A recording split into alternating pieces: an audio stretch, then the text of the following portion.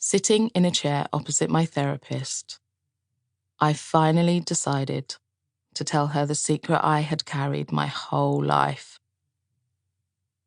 My body felt like it didn't belong to me. My hands were sweaty, and I felt a deep foreboding, like an inert rock in the pit of my stomach. I was 35, but I'd never spoken about what I'd witnessed sober before. Had my mind inflated the incident out of proportion? Had I made it up altogether? Was it reality? Or did I just want sympathy? I took a deep breath and began to describe what had happened. I was 4 years old. My mum had taken me on a trip to the Caribbean to stay with my dad's family. Despite her rocky relationship with my father, who she wasn't with at the time, Mum believed it was important for me to stay connected to the other side of my family, especially being a mixed-race child. I was very little, so my memories are hazy, but I remember the culture shock of staying with my Caribbean family for the first time. Like when I watched my grandfather cut the head off a live chicken in his backyard. Mostly, though, I remember the warm sun on my skin and the gentle swaying of palm trees. On one particular day, Mum decided to take me to the beach by herself. She needed a bit of space, I think. Staying with family, especially when they're not your own, can be a bit, challenging. It was probably the most idyllic beach you've ever seen. The kind with bright white sand that feels like you're walking on a soft sponge, and sparkling turquoise water glittering in the sunlight. It was completely deserted, which only added to the beauty. As we splashed around in the water, we marveled at the tiny little fish circling our feet.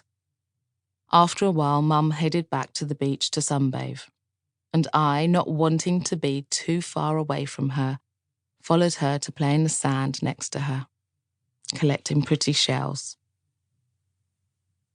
My hands started shaking as I began to recollect the next part. Out of nowhere, a man appeared and started chatting to Mum. He was from the local area and seemed pretty friendly. He told Mum about the best beaches nearby, and she asked him for recommendations. I'm not sure how long they were speaking for or the exact conversation that led to what happened next, but suddenly we were in the mangroves together, and Mum was screaming as he put his whole body on top of hers. I don't remember all the details. I can't picture what he looked like or how long we were there for, because I've spent most of my life trying to forget. I tried to make myself believe that it didn't really happen, yet when I close my eyes, I can still hear the screaming and crying and the anger in his voice.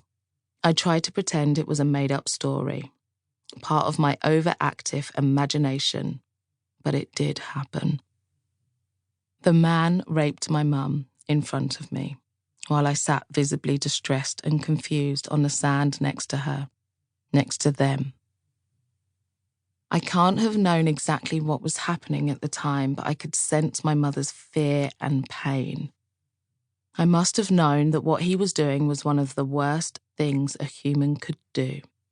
When he finished, he got up and said, "If you say anything to anyone, I will find you and kill you." He then disappeared into the bush behind us. That picture-perfect beach would reappear in my nightmares for many years to come.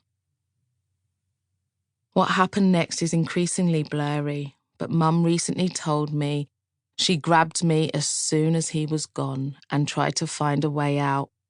She was traumatized, in shock and disorientated, and couldn't work out where we were or how to get away. Eventually, we found a road and hailed down the next passing car, who happened to be a lone male.